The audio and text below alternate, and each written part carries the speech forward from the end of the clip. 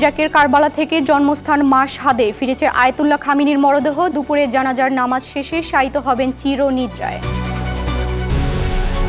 পাকিস্তানের বেলুচিস্তানে বিচ্ছিন্নতাবাদীদের সশস্ত্র হামলা, 4 দিনে পুলিশ ও সেনাবাহিনীর অন্তত 42 সদস্য নিহত। জার্মানির বার্লিনে 15 রোগীকে হত্যার দায়ে চিকিৎসকের যাবজ্জীবন, রোগীদের সম্মতি ছাড়া প্রাণঘাতী ঔষধ প্রয়োগের অভিযোগ। কঙ্গোতে ইবোলা ভাইরাসে মৃতের সংখ্যা 600 ছাড়িয়েছে, আক্রান্ত 1759 জন। এবং তুরস্কের কাছে যুক্তরাষ্ট্রের যুদ্ধবিমান বিক্রির বিরোধিতা নেতানিয়াহুর, যুক্তরাজ্যের বিদায়ী প্রধানমন্ত্রীকে রিভলভার উপহার এরদোয়ানের।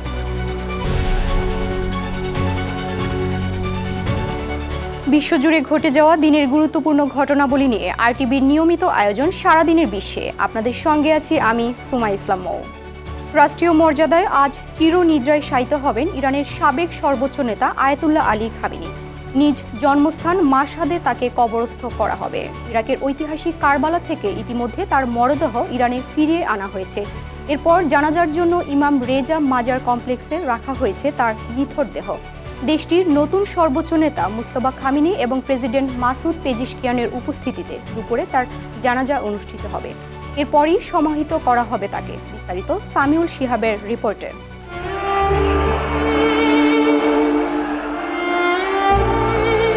এক গভীর শোক আর কান্নায় ভেঙে পড়েছে পুরো ইরান। আজ বিষাদের সেই চূড়ান্ত দিন। মাশহাদের পবিত্র ইমাম রেজা মাজার প্রাঙ্গণে চিরনিদ্রায় শায়িত করা হচ্ছে সাবেক সর্বোচ্চ নেতা আয়াতুল্লাহ আলী খামেনিকে। আজকের অনুষ্ঠান উপলক্ষে ভোর থেকেই মাশহাদের রাস্তায় নেমেছে লাখো মানুষের ঢল। মাজারের দিকে যাওয়ার সব রাস্তায় কালো পোশাক পরা মানুষের ভিড়, তাদের হাতে খামেনির ছবি আর শোকের ব্যানার। গত 28 ফেব্রুয়ারি ইরান যুদ্ধ শুরুর দিন যুক্তরাষ্ট্র ইসরায়েলের হামলায় পরিবারের 4 সদস্য সহ নিহত হন খামেনি। এর পরপরই তার দাফন হওয়ার কথা থাকলেও যুদ্ধের তীব্রতায় পেছানো হয় তারিখ। সর্বশেষ তেহরান ও ওয়াশিংটনের মধ্যে সমস্ত স্মারক সইয়ের পর তার দাফনের বিষয়ে সিদ্ধান্ত নেয় ইরান সরকার। সে অনুযায়ী গত শুক্রবার থেকে শুরু হয় সপ্তাহব্যাপী শোক অনুষ্ঠান। শুক্র, শনি ও রোববার তেহরানের প্রধান মসজিদ গ্র্যান্ড মোসল্লায়, সোমবার কোম শহরে এবং সেখান থেকে উড়োজাহাজে করে মরদেহ নেওয়া হয় প্রতিবেশী দেশ ইরাকে। শোক ও শ্রদ্ধা জানাতে সেখানকার নাজাফ ও কারবালায় জড়ো হন লাখো মানুষ। দুই দেশের মোট 5টি শহর ঘুরে মরদেহ নেওয়া হয় জন্মস্থান মাশহাদে। আজকের এই বিদায় অনুষ্ঠান ঘিরে নিরাপত্তার চাদরে মুড়িয়ে ফেলা হয়েছে পুরো মাশহাদ। এই ঐতিহাসিক ও বেদনাদায়ক মুহূর্তে সামিল হতে মাজার প্রাঙ্গণে উপস্থিত হয়েছেন বিশ্বের বিভিন্ন দেশের প্রতিনিধিরা। সামিউল শিহাব, আরটিভি। পাকিস্তানের দক্ষিণ পশ্চিমাঞ্চলীয় প্রদেশ বেলুচিস্তানে বিচ্ছিন্নতাবাদীদের সশস্ত্র হামলায় 4 দিনে দেশটির পুলিশ ও সেনাবাহিনীর অন্তত 42 সদস্য নিহত হয়েছেন। বুধবার দেশটির সামরিক বাহিনীর আন্তঃবাহিনী জনসংযোগ পরিদপ্তর ISPR এর পক্ষে এ তথ্য জানায় জনসংযোগ পরিদপ্তর মহাপরিচালক লেফটেন্যান্ট জেনারেল আহমেদ শরীফ চৌধুরী। তিনি আরও বলেন, বেলুচিস্তানে গত 6 জুলাই থেকে এখন পর্যন্ত 3টি হামলার ঘটনায় নিহত হয়েছে তারা। একই সময়ে নিরাপত্তা বাহিনী অভিযান চালিয়ে অন্তত 54 সন্ত্রাসীকে হত্যা করেছে বলেও দাবি করেছে ISPR। জার্মানির বার্লিনে 15 রোগীকে হত্যার দায়ে এক চিকিৎসককে যাবজ্জীবন কারাদণ্ড দিয়েছে আদালত। 41 বছর বয়সী ওই চিকিৎসকের নাম জোহানেস এম। তিনি 2021 থেকে 2024 সাল পর্যন্ত মোট 12 জন নারী ও 3 জন পুরুষ রোগীকে হত্যা করেছেন বলে প্রমাণিত হয়েছে। প্রসিকিউটরদের অভিযোগ, জোহানেস রোগীদের সম্মতি ছাড়া প্রাণঘাতী ঔষধ প্রয়োগ করতেন এবং প্রমাণ লোপাটে কয়েকবার রোগীদের বাড়িতে আগুন ধরিয়ে দেন। আদালতে 12টি হত্যাকাণ্ডের কথা স্বীকার করেন তিনি, তবে দাবি করেন রোগীদের কষ্ট থেকে মুক্তি দিতে এমন পদক্ষেপ নিয়েছেন তিনি। বর্তমানে তার বিরুদ্ধে আরও 76টি সন্দেহজনক মৃত্যুর ঘটনা তদন্ত করা হচ্ছে।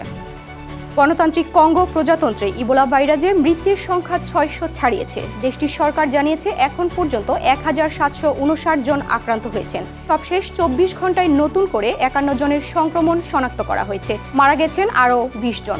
সবচেয়ে বেশি ক্ষতিগ্রস্ত ইতুরি প্রদেশে পরিস্থিতি আরও জটিল হয়ে উঠেছে। তবে বেতন ভাতা না পাওয়ায় প্রতিবাদে অনেক স্বাস্থ্যকর্মী কর্মবিরতি শুরু করেছেন, যা রোগ মোকাবিলা কার্যক্রমে নেতিবাচক প্রভাব ফেলতে পারে। বিশ্ব স্বাস্থ্য সংস্থা ইতিমধ্যে এই প্রাদুর্ভাবকে আন্তর্জাতিকভাবে উদ্বেগের বলে ঘোষণা করেছে। তুরস্কের কাছে যুক্তরাষ্ট্রের অত্যাধুনিক F-35 যুদ্ধ বিমান বিক্রির সম্ভাবনার বিরোধিতা করেছেন ইসরায়েলের প্রধানমন্ত্রী বেনিয়ামিন নেতানিয়াহু। মার্কিন সংবাদ মাধ্যম CNN-কে দেয়া এক সাক্ষাৎকারে তিনি বলেন, তুরস্কের এই যুদ্ধ বিমান দেয়া হলে দেশটি আরও আগ্রাসী হয়ে উঠতে পারে। তার অভিযোগ, প্রেসিডেন্ট রিসেপ তাইয়েপ এরদোয়ান অতীতেও ইসরায়েলকে ধ্বংসের হুমকি দিয়েছেন। এর আগে ন্যাটো সম্মেলনের ফাঁকে এরদোয়ানের সঙ্গে বৈঠকের পর তুরস্কের কাছে F-35 বিক্রির বিষয়ে শীঘ্রই সিদ্ধান্ত নেওয়া হবে বলে জানান মার্কিন প্রেসিডেন্ট ডোনাল্ড ট্রাম্প। তবে নেতানিয়াহু বলেন, বিষয়টি নিয়ে ইতিমধ্যেই ট্রাম্পের সঙ্গে সরাসরি কথা বলেছেন তিনি। ন্যাটো শীর্ষ সম্মেলনে যুক্তরাজ্যের বিদায়ী প্রধানমন্ত্রী কিয়ার স্টারমারকে একটি ব্যক্তিগত রিভলভার উপহার দিয়েছেন তুরস্কের প্রেসিডেন্ট রিসেপ তাইয়েপ এরদোয়ান। বিশেষ এই উপহারে স্টারমারের নাম খোদাই করে দেয়া হয়েছে। তবে রিভলভারটি সচল থাকায় সেটি সঙ্গে করে যুক্তরাজ্যে নেওয়া হয়নি। ব্রিটিশ কর্মকর্তারা জানিয়েছেন, অস্ত্রটি নিষ্ক্রিয় করার পরেই যুক্তরাজ্যে পাঠানো হবে। সম্মেলনের ফাঁকে দুই নেতা প্রতিরক্ষা সহযোগিতা জোরদারে একটি চুক্তিও সই করেন। সম্মেলন শেষে স্টারমার বলেন, বর্তমান বৈশ্বিক সংকটের সময়ে ন্যাটো জোটের ঐক্য আরও শক্তিশালী হয়েছে। পর্যটকদের জন্য ভ্রমণ আরও সহজ করতে নতুন প্যাকেজ ভিসা প্রকল্প চালু করেছে সৌদি আরব। এই ব্যবস্থায় একেবারেই একটি সম্মতি প্যাকেজের মাধ্যমে পর্যটন ভিসা, বিমান টিকিট, হোটেল বুকিং এবং প্রয়োজনীয় ভ্রমণ সেবা পাওয়া যাবে। প্রাথমিকভাবে নির্বাচিত কয়েকটি দেশের অনুমোদিত ট্রাভেল এজেন্সির মাধ্যমে এই সেবা চালু হয়েছে। পর্যটকেরা চাইলে এই একই প্যাকেজে বিভিন্ন দর্শনীয় স্থান ভ্রমণ ও বিনোদনমূলক কার্যক্রমও যুক্ত করতে পারবেন। সৌদি কর্তৃপক্ষ বলছে, এই উদ্যোগে ভিসা ও ভ্রমণ ব্যবস্থাপনা আরও সহজ ও ঝামেলামুক্ত হবে। ভিশন 2030 এর অংশ হিসেবে পর্যটন খাতকে আরও সম্প্রসারণের লক্ষ্যেই এই নতুন ব্যবস্থা চালু করা হয়েছে। ইরানে রাতভর নতুন করে হামলা চালিয়েছে যুক্তরাষ্ট্র। এর জবাবে কাতার, বাহরাইন ও কুয়েতে থাকা মার্কিন ঘাঁটি ও অন্যান্য সামরিক অবকাঠামো লক্ষ্য করে ড্রোন ও মিসাইল হামলা চালাচ্ছে ইরান। দেশটির রাষ্ট্রীয় সংবাদ মাধ্যমের দাবি, বন্দর আব্বাস ও বুশেহরে ওই হামলায় বিমান ও নৌবাহিনীর অন্তত 8 সদস্য নিহত হয়েছেন। এছাড়াও বন্দর আব্বাস ও চাবাহার সহ ইরানের বেশ কয়েকটি উপকূলীয় শহরে তীব্র বোমা বিস্ফোরণে নিহত হয়েছেন অন্তত একজন। অন্যদিকে বাহরাইনের রাজধানী মানামায় অবস্থিত মার্কিন নৌবাহিনীর 5ম নৌবহরে সদর দপ্তর লক্ষ্য করে হামলা চালিয়েছে তেহরান। ইরান যুক্তরাষ্ট্রের এই সংঘাতের মধ্যেই গাজা ও লেবাননে ইসরায়েলি হামলায় আরও 10 জন নিহত হয়েছে। যুক্তরাষ্ট্রে গ্রীষ্মকাল মানেই ভ্রমণের মৌসুম। তবে এবার সেই ব্যস্ত সময়ে দেখা দিয়েছে বড় ধরনের মন্দা। বাড়তি বিমান ভাড়া, জ্বালানির উচ্চ মূল্য এবং বৈশ্বিক অস্থিরতায় ভ্রমণ পরিকল্পনা বাতিল করেছেন লাখো মানুষ। এর প্রভাব পড়েছে বিমান সংস্থা থেকে শুরু করে পুরো পর্যটন শিল্পে। কেন কমছে সামার ট্রাভেল, আর কি হতে পারে এর প্রভাব, বিস্তারিত জানাচ্ছেন অঙ্কুর মণ্ডল। গ্রীষ্মের ছুটিতে যেখানে যুক্তরাষ্ট্রের বিমানবন্দর আর মহাসড়ক থাকে উপচে পড়া ভিড়, সেখানে এবার দেখা যাচ্ছে একেবারেই ভিন্ন দৃশ্য। লাগামহীন ভ্রমণ ব্যয়, জ্বালানির দাম বৃদ্ধি এবং বৈশ্বিক অস্থিরতার প্রভাবে সামার ট্রাভেলে নেমেছে বড় ধরনের ভাটা। এর প্রভাব শুধু যুক্তরাষ্ট্রেই নয়, পড়েছে পুরো বৈশ্বিক পর্যটন ও বিমান শিল্পেই। মার্কিন ট্রান্সপোর্টেশন সিকিউরিটি অ্যাডমিনিস্ট্রেশনের তথ্য বলছে, স্বাধীনতা দিবসের ছুটিতে বিমানবন্দরে যাত্রী পারাপার গত বছরের তুলনায় কমেছে 2.3%। আর এক জরিপে দেখা গেছে ব্যয় বেড়ে যাওয়ার 45% মার্কিন নাগরিক এবার গ্রীষ্মকালীন ছুটি কাটানোর পরিকল্পনায় বাদ দিয়েছেন। মধ্যপ্রাচ্যের সংঘাত ও তেলের দাম ঊর্ধ্বগতিতে বেড়েছে জেট ফুয়েলের খরচ। ফলে ফেব্রুয়ারির পর যুক্তরাষ্ট্রে বিমান ভাড়া বেড়েছে 8.2%। এতে ভাড়া বাড়িয়েছে বড় কয়েকটি এয়ারলাইন, আবার কিছু রুটেও কমানো হয়েছে ফ্লাইট। একই চাপ পড়েছে ইউরোপের বিমান সংস্থাগুলোতেও। জ্বালানির খরচ এবং আকাশপথের বিধিনিষেধের কারণে অনেক ফ্লাইট বাতিল বা রুট পরিবর্তন করতে হচ্ছে, ফলে বাড়ছে পরিচালন ব্যয়ও। অর্থনীতিবিদদের আশঙ্কা, ভূ রাজনৈতিক সংকট দীর্ঘায়িত হলে জ্বালানির বাজারে তৈরি হবে নতুন অস্থিরতা। আর এতে শুধু বিমান সংস্থায় নয়, পর্যটন, হোটেল ও সংশ্লিষ্ট খাতও পড়বে বড় ধরনের অর্থনৈতিক চাপে। ফলে ভ্রমণ শিল্পের সামনে আরও কঠিন সময় অপেক্ষা করছে বলে মনে করছেন বিশেষজ্ঞরা। অঙ্কুর মণ্ডল, RTV। একই সময়ে পৃথিবীর প্রায় সব মানুষ সূর্যের আলো কিংবা গোধূলির আলোয় থাকার বিরল এক জ্যোতির্বৈজ্ঞানিক ঘটনার সাক্ষী হয়েছে বিশ্ব। মাত্র 1 মিনিটের এই ব্যতিক্রমী মুহূর্তে পৃথিবীর প্রায় 99% মানুষ ছিল দিনের আলো বা গোধূলির আওতায়। কেন এমন ঘটনা ঘটে এবং এর পেছনে কি বৈজ্ঞানিক ব্যাখ্যা, বিস্তারিত জানাচ্ছেন অঙ্কুর মণ্ডল।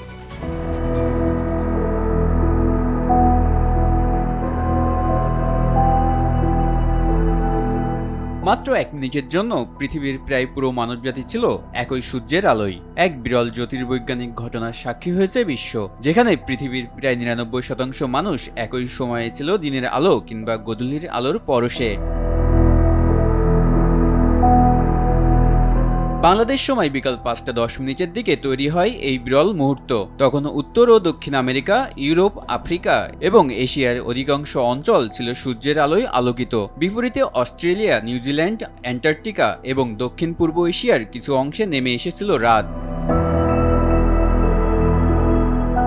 পরিসংখ্যান বলছে ওই মুহূর্তে প্রায় 690 কোটি মানুষ ছিলেন পূর্ণ দিবালোকে, আরও প্রায় 130 কোটি মানুষ ছিলেন গোধূলির বিভিন্ন স্তরে, আর সম্পূর্ণ রাতের অন্ধকারে ছিলেন মাত্র 8 কোটি 30 লাখ মানুষ, যা বিশ্বের মোট জনসংখ্যার মাত্র 1%। অনেকের ধারণা এমন ঘটনা শুধু 8 জুলাই ঘটে, তবে জ্যোতির্বৈজ্ঞানিকদের ব্যাখ্যা ভিন্ন। তাদের মতে উত্তর গোলার্ধের গ্রীষ্মকালে মে মাসের মাঝামাঝি থেকে জুলাইয়ের মাঝামাঝি পর্যন্ত প্রায় 60 দিনের প্রতিদিনই অল্প সময়ের জন্য পৃথিবীর প্রায় সব মানুষ আলো কিংবা গোধূলির আওতায় চলে আসে। জুনের দীর্ঘতম দিনের পর সূর্য ধীরে ধীরে দক্ষিণমুখী হতে শুরু করে। এতে উত্তর অঞ্চলের জনবিরল এলাকায় দিনের আলো কিছুটা কমলেও ইন্দোনেশিয়া ও ফিলিপাইনের মতো ঘনবসতিপূর্ণ অঞ্চলে দিনের আলোর বিস্তর বাড়ে। সেই কারণেই পৃথিবীর প্রায় পুরো জনসংখ্যা একই সময়ে সূর্যের আলো বা গোধূলির মধ্যে অবস্থান করার এই বিরল দৃশ্যের সৃষ্টি হয়।